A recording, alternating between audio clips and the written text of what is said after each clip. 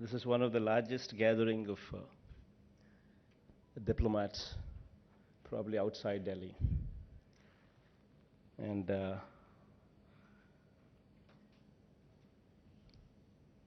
excellencies, the ambassadors, the high commissioners, consular generals, and other distinguished dignitaries from across the world.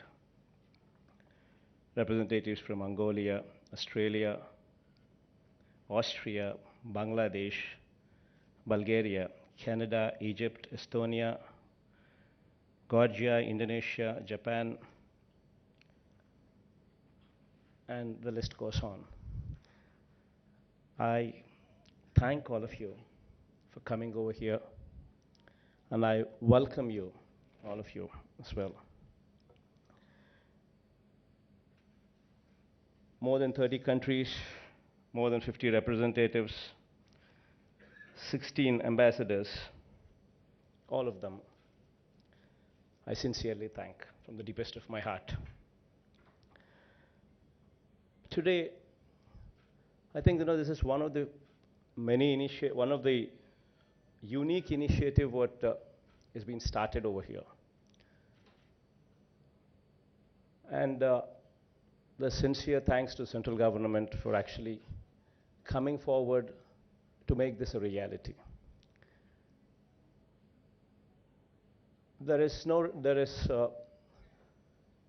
think all of you here are already aware of the state's background. I would not say that, we are a very developed state, we have everything on a platter. I wouldn't say that. We are a port state, there's no denial of that. We don't have a tier 1 city like Hyderabad or a Bangalore or a Chennai. I wouldn't deny that as well. But we have our inherent strengths. We have 975 kilometers of coastline. We have four ports, 6 airports. To begin with, this is our strength. And above all, adding to our strength, I'd like to speak a few words about the governance. One very important thing what attracts investment is how stable the government is. And I can take pride in telling you that an overwhelming mandate was given to us. We have, out of 175 MLAs, constituencies, we've scored 86% of the seats, 151 plus seats. And as far as the parliamentarians are concerned, we're also proud to say that we are the 4th largest party in the country, in number of parliament seats. And we're also proud to say that we share a phenomenal good relationships with the central government, and as well as the neighboring Telugu state of Telangana as well. Not to ignore Tamil Nadu, the adjoining state as well, and Karnataka as well. So the ties with the neighboring states are phenomenal. Central government support is there. There's an overwhelming mandate in our favor. This could also add to our strength when we market ourselves to the outside world. And speaking of what we can do to facilitate better trade, I can just speak of one or two very important aspects what would actually be a deal clincher. Today, most of the governments suffer in providing corrupt-free government, in providing transparent policies. This I take pride to say that our government here is committed to providing corrupt-free government, a transparent policy in place, a fair policy, what is very important to attract investment. This is very, very important, and, uh, and I think we will stand as a role model in delivering these commodities. We recently passed an enactment in the assembly, in the just concluded assembly, and this enactment is the first in the country, and I think it will set a new standard for the country as well in bringing about transparency at the highest level in every transaction what takes place in Andhra Pradesh. And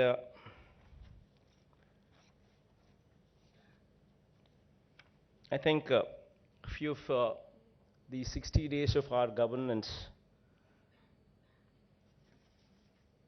once you want to speak about the 60 days of our governance so far,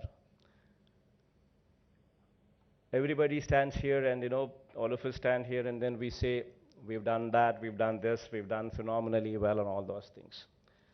But I think most of them here also are aware of reading the newspapers, reading in the news, also aware of, few of the revolutionary decisions that we've taken also, what probably are slightly controversial also. I think that also lingers in few of the heads as well. This also, I think I should address these things in order to give you confidence, because otherwise there's no point. Everything what we do should have honesty. Everything what we ought to do should have commitment. I think sincerity and commitment and honesty, these are the things what actually drive anybody to come and have faith in us. If we do not deliver those, then there is no commitment, there is no faith, there is no honesty. Then you will have no takers. Few of the things what actually I'd speak about, what is very important, because you should see the other side of the story as well, because what you read in the newspapers, what you read in the news is one side of the story, and I don't know if it's fully been narrated. The other side of the story also, I think I'll just bring forth on two important aspects. One aspect is, we've recently made a decision to renegotiate on the power purchase agreements, especially these high-rate power purchase agreements. It's probably slightly controversial when it comes to speaking of a state to do something like that. But I just like to draw your attention to one simple aspect. What is the point in having a power purchase agreement if the discoms are not in a position to pay your bills? By the time I got into the Chief Minister's post 2 months before, it's only been 2 months since I got into this seat, into this place that I am in. And by the time I had come here and I had taken a review of the discoms, the electricity position there, the discoms position, the officers told me that we had 20,000 crores of arrears. 20,000 crores of pending bills, arrears. The government was not paying bills for the past one year to 1.5 years. Then what is the point in having these PPAs? Will it add any value? Number one, it doesn't add any value. The discoms are already crumbling. So what do we do? If we are to be sincere about our cause, if we are to do something about it, we need to do something about it, even though they are slightly controversial. So what we did was, we need to give a win-win formula for everybody. So we are trying to renegotiate. I do agree that, there are international communities there are banks there, and we need to give them confidence as well while we renegotiate. So we're coming out with a win-win formula policy as well, where, we're bringing them to reality, saying that discoms do not work like that, cannot function like this when the revenues are lower and cost of procurement is far higher. Then no discom can ever function. And the only way we can do this is to bring a sustainable model where the rates come down, where probably investment could be treated as debt with a soft loan. These kind of innovative policies, if we don't come out with, there'll be nothing left of us to offer anybody anything. And also another important thing is, most of these subsidies, most of the income what comes to us comes from the industrial sector, because these are the people who actually pay up. We have a lot of cross-subsidy, what I think any government probably anywhere in the world would do to the farming community and to the other sectors. So these sectors do not pay much. They just cross-subsidy. The sectors what pay are the industry. And if our cost of procurement is high, then what do? We mark up something on that and then we sell to the industry. And if the industrial tariff is high, then how do we make ourselves competitive? How do we attract investments? So it's got to be a bold decision taken somewhere along the line where honesty is required, commitment is required, and sincerity is required. And that's what we did. This is the other side of our one of the controversial decisions what we took. Then there's another policy also, what might actually raise a few concerns if the full version of the story is not told to. And that is, we recently enacted 75% local reservations. This is also one, it all depends on how you look at it. When we speak of America also today, we have a situation there in America where the governments there also is talking about local jobs. This is the situation what is prevalent all over the world. And today, any industry what comes up anywhere, it adds to pollution, whether it is small quantum or whether the quantum is large. It all depends on the factory that's coming up. But every industry, every factory what comes up adds a little bit to the pollution. And why would anybody give lands to them willingly if they have no hope of getting a job? But this is something what one should actually look at it in a very proactive way, that this is pro-industry. We need to give people hope that we welcome industry. Why would anybody welcome industry? When there is hope that you will get a job somewhere in that industry, that factory, that people would actually start welcoming that industry. People would actually want the factories to come, want the industries to come. So this should be treated as a proactive step, wherein we would actually welcome. Then the other issue is, what about the talent? What about the skills? That would probably be one of the questions what anybody would ask. And here we have a clear-cut policy in place. Before the industry is set up, before the groundbreaking ceremony takes place, you give us the list of what is the qualification that you're looking at. And once we have a list of your qualification, we will work with you together in developing that skill. We will make every parliament one particular segment. And in that every parliament, we will adopt one engineering college there, and we will set up an office there, skill development center there, and we will actively participate with you, work with you, to actually develop these skills. We're not asking for funding there because we will support our children there to develop these skills. But we would definitely want you to support on the teaching faculty part of it, so that our people would be trained good enough so that they're acceptable to you at every level. And we've made this local concept because if this is not addressed, then you will have so much of unrest everywhere. What is the point in coming and setting up a factory there if people are not going to support the version? There is so much of unrest actually taking place everywhere. If my state is not an exception, every state in the country is also having this difficulty. So it's very important that these needs are met with. So the other side of a controversial decision would also have to be looked in a very proactive way. So these are the two things what we actually took in these 60 days. While we've taken the third step is to actually call on you today, take the initiative today to explain ourselves that this is the reason that we've done this. And there is sincerity in this, and we require your cooperation and support in every way.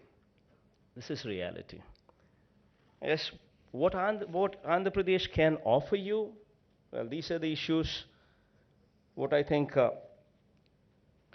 what I'd be just taking a few more minutes to just explain to you. You know, what we can offer you is we have a big coastline, 970 kilometers an odd coastline. We have 4 ports, as I've spoken earlier. We have 13 districts, out of which 6 districts have already have an airport. We're going to enhance these ports. By the end of these 5 years, we will actually be coming up with 4 more ports. So that would make basically 8 ports. As I have said earlier, with these ports, we would add value. What we can offer is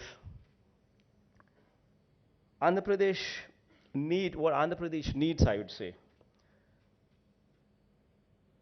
Aqua products, I think, you know, Harish and I just spoke some time back about the blue economy and what kind of aqua exports we have. What kind of, and he also spoke about the rice bowl for the country being from here. But what we are lagging also, I would just speak about it, where we need your support and where we need your help, is to come up with, you know, build standards for global markets. This is something what we need your help on. You know, we manufacture products, but are they to the global standards? That is something where we need your help. You know, we also want these gaps, good agricultural practices, the global standards. These global standards, both in aqua as well as agriculture sector, we require your help to come forward. We would work together so that our standards improve, so that we are globally competitive as well, so that, you know, we help each other in a big way, be it agriculture, be it the marine part of it. Productivity is one other area where, you know, we have ample land. But I was just discussing with Harish the other day, and these are the things what needs improvement. For instance, we have coffee, where per acre yield in coffee of ours is 250 kgs. And in Vietnam, I was told, is 7 to 8 tons, 7,000 kgs to 8,000 kgs is what I was told. You know, these kind of innovative practices to improve productivity and yield, this would be something what we would also love to collaborate on. And then we have opportunities exist in seaports, investment could be sought. Airports, investment could be sought. Refineries, investments could be sought. Steel projects, investment could be sought. And water management investment could be sought. Mobilization of financial resources for the state would be one important area where we could come along in a very big way. Projects such as interlinking of rivers. We have a situation where we are the fag end state, we are the tail end state. So we have a situation where interlinking of rivers is a very essential part to stabilize this agrarian economy. We have a situation where we need your help there to interlink Godavari to Krishna, where to stabilize the water needs there, where both of us can come together in a very big way. We need clean drinking water, where we both of us can come together in a very big way. We're also wanting to bring about green revolution, where we want to actually scrap the diesel buses, the public transport system of diesel, and get into electrical buses in a very big way.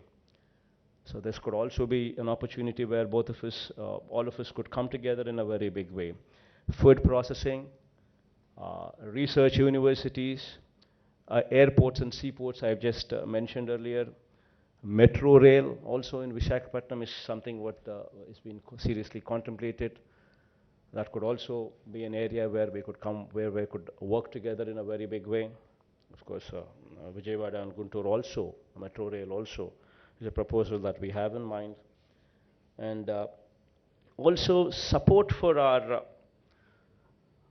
innovative welfare schemes. You know, what we are contemplating, you know, people of the state have given this kind of mandate, what was never experienced in our state. And to be very sincere, this kind of mandate has come because people's expectations are so high. And we have a situation where we need a lot of welfare schemes to also go by. Because, you know, our illiteracy rate, if you were to speak about, if country's illiteracy rate is 26%, our illiteracy rate is 33%. If gross enrollment ratio is to be spoken about, gross enrollment ratio is 18 years to 23 years, children who are being enrolled into the colleges, enrolled into the universities, into the colleges. If those rates were to be spoken about, and we usually compare our economy with BRICS, if that were to be compared, Russia would speak about an gross enrollment ratio of 81%, China would speak about 48%, Brazil would speak about 50%, whereas our enrollment ratio is only 25%. So these are the areas where, you know, we could actually work together in a very big way in improving our society, in bringing into focus, as I've recently spoken about, agrarian situation. We are basically an agrarian community with 62% of our population totally dependent only on agriculture, where there are a lot of good schemes that the state government is thought about to improve the life situation of the farmers, of the ryots, where help would be solicited. A modernization of schools, modernization of hospitals, to everything else, where countries who could play a big role in coming together to help us in a very big way. So all these opportunities, all these things what I think I've spoken in depth. All what I'd like to say is, while I just spoke about the narratives, what my state could offer and what my state is all about, all what I can say now is, I thank you all for coming over here, and with sincerity at utmost level, I say that we are committed to working with you with all sincerity, and you have an honest government, and you have a very proactive team, and we would definitely mark on transparency and corruption-free government at highest level to give you some confidence to that extent. And I think once after me, I think you'd have presentations from 6 presentations would come through. Our Chief Secretary would present on the development agenda, and the other principal secretaries would speak about industry and investment, social welfare programs, Navaratnalu that we boast about, health, tourism, Buddhist, and animal husbandry and fisheries. All these things the principal secretaries would follow up after my speech here. And we have 30 secretaries sitting down here, readily available for any of you having any kind of doubt. All the 30, we have 30 secretaries stationed here, and they will be very glad. We would be very glad to assist you, to help you in any of the doubts what you have, to clear those doubts and, so that we could come together in a big way. And I thank you all once again for coming over here with all sincerity. Thank you.